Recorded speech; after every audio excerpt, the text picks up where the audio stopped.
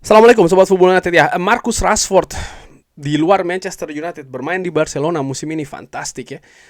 Menciptakan banyak gol, lalu juga menurut gue bermain dengan sangat tajam, bermain dengan sangat nyaman di pertandingan menghadapi Real Madrid. Menciptakan gol yang fantastik menurut gue, gol tendangan bebasnya luar biasa. Bukan hanya bagusnya gol tersebut, tapi dari gol itu terlihat sebenarnya bahwa memang Marcus Rashford ini memiliki kualitas. Pemain ini memang berkualitas. Pemain yang pertama kali diberi kesempatan oleh Louis van Gaal untuk ya bermain di tim utama Manchester United dan ya bisa mencetak gol yang fantastik juga pada saat itu, mengalahkan Arsenal di Old Trafford. Dan setelahnya memang Marcus Rashford ini menjelma menjadi icon dari Manchester United. Bisa dilihat misalnya dari nomor punggung ya, berpindah-pindah sampai dia mendapatkan nomor keramat, nomor 10 di Manchester United. Di Manchester United sendiri pun juga Marcus Rashford bukannya bermain jelek ya, dia menunjukkan kualitasnya. Misalnya beberapa musim yang lalu, terutama kalau tidak salah itu di musim dari Erik ten Hag ya, di musim pertama dari Erik ten Hag. Sorry, gol cukup banyak nih diciptakan oleh Marcus Rashford. Ini menunjukkan bahwa dia memang memiliki kualitas yang sangat tinggi sebenarnya. Tapi kalau melihat perjalanan karir dari Marcus Rashford, itu yang disayangkan, bagaimana dia tumbuh berkembang di Manchester United dengan dua keadaan yang tidak beruntung menurut gue. Satu adalah ya manajer yang berganti-ganti sehingga development perkembangannya tentu saja tidak bisa sama. Ada beberapa periode dia mengalami kesulitan, tidak mendapatkan support yang diinginkan misalnya, tapi di periode lainnya datang keadaan yang lebih positif. Jadi memang dinamikanya itu tidak konsisten menurut gua. Lalu nomor 2, nah ini juga yang tidak beruntung ya, yaitu adalah kondisi dari manajemen Manchester United, para petinggi eksekutif Manchester United yang nampaknya tidak begitu mengerti nih bagaimana untuk mengelola talenta-talenta muda seperti Marcus Rashford. Ya, Marcus Rashford memiliki banyak faktor menurut gue untuk bisa menjadi icon dari Manchester United. Di samping memang kemampuannya yang luar biasa, dia yang memang asli berasal dari daerah Manchester dan juga besar bahkan dari masa anak-anak ya di sepak bola Manchester United. Ini memang menurut gue memiliki banyak faktor besar untuk bisa menjadi icon dari Manchester United. Tapi sayang sekali periode Marcus Rashford bersama dengan Manchester United nampaknya berakhir dengan tidak cukup baik ya, dengan berbagai macam alasan, faktor yang tentu saja bisa dianalisa. Dan menurut gue bisa jadi memang faktor-faktor tersebut betul benar adanya, terutama gangguan misalnya dari gangguan dalam tanda kutip ya dari kehidupan di luar lapangan sepak bola. Tapi bagaimana Marcus Rashford ketika keluar dari Manchester United, bahkan ketika dia masih bermain di Aston Villa, lalu dia pindah ke Barcelona saat ini, luar biasa. Dan menurut gue ini merupakan salah satu gelar puncak ya yang dia tidak didapatkan di Manchester United, yaitu adalah menjadi juara Liga. Marcus Rashford akhirnya merasakan hal itu, tapi bukan bersama dengan Manchester United, tapi bersama dengan Barcelona. Nah, apa ini artinya? Menurut gua bahwa ya ini juga nanti ada kaitannya dengan pergerakan Manchester United di bursa transfer musim panas, bahwa nampaknya tidak bisa hanya melihat dari talenta ataupun dari kualitas individu pemain itu saja, tapi pemain harus bisa berintegrasi dengan baik dengan klub. Ini merupakan salah satu kunci besarnya, punya karakter yang cocok dengan klub. Karena kalau melihat misalnya hanya nama besar saja ataupun bahkan kualitas yang tinggi saja, Manchester United sudah memiliki banyak contoh pemain-pemain yang datang hanya berdasarkan faktor tersebut, tapi ternyata ketika hadir di Old Trafford, ekspektasi sering sekali tidak sesuai dengan harapan. Ekspektasinya tidak sesuai dengan hasil, itu harapan tidak sesuai dengan hasil atau ekspektasi tidak sesuai dengan hasil, itu yang ingin gue katakan. Lalu contoh lainnya ya pemain yang juga disinggung oleh Fabrizio Romano ya, yaitu adalah Rasmus Højlund. Bagaimana Rasmus Højlund saat ini Napoli menempati runner up di Serie A.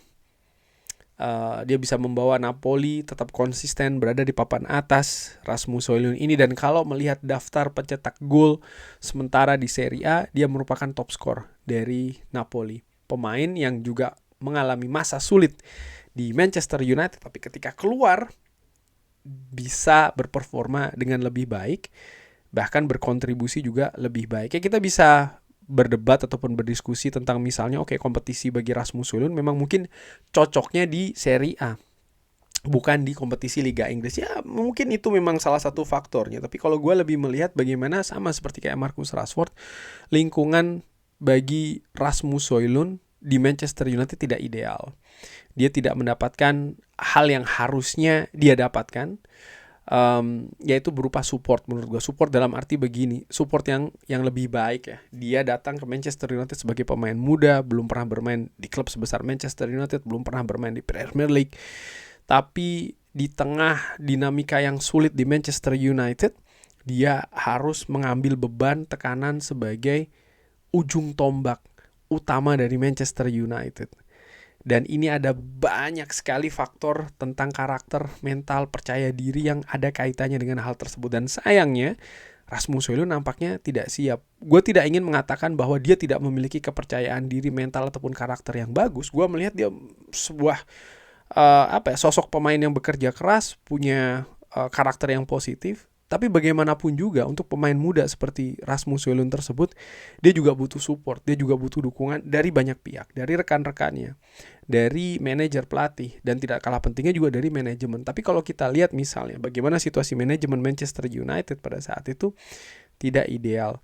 Lalu bagaimana keadaan juga dengan head coach-nya ya, yang ataupun manajer yang mendatangkan Rasmus Højlund, juga dia tidak bisa mendapatkan support yang konsisten dalam waktu yang panjang begitu, sehingga akhirnya harus terhenti. Tapi ketika dia keluar, dia menemukan klub yang pas, yang ideal, yang solid, dan kita bisa lihat dia bisa langsung nyetel. Ya tentu saja sekali lagi terkait dengan Premier League dan juga Serie A mungkin akan ada pengaruhnya juga, dan pastinya ada pengaruhnya di sana. Tapi yang menarik juga dari Napoli ini ada nama kedua yang kebetulan sementara ini menjadi top skor kedua bagi Napoli di Serie A, yaitu adalah Scott McTominay. Situasi yang juga sama menurut gue, bagaimana ketika dia keluar dari Manchester United dia bisa berperforma yang lebih baik. Nah dari situ gue simpulkan bahwa masalah ataupun tantangan di Manchester United saat ini dan juga untuk musim depan adalah bagaimana manajemen ataupun juga manajemen, tugas utama dari manajemen menurut gue salah satunya itu, dan juga tentu saja dengan head coach ataupun manajer permanen dari Manchester United ini bisa menciptakan sebuah lingkungan ya, environment, circumstances yang kalau dikatakan sempurna tidak, tapi paling tidak lebih ideal daripada yang sebelumnya, terutama untuk pemain-pemain muda seperti ini, untuk talenta-talenta yang ada di Manchester United.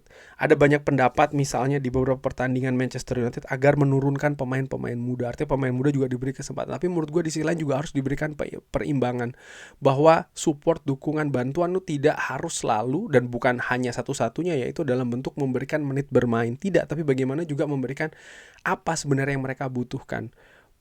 Dan itu bukan atau tidak pasti adalah menit bermain. Bisa jadi hal-hal yang berbeda menurut gue.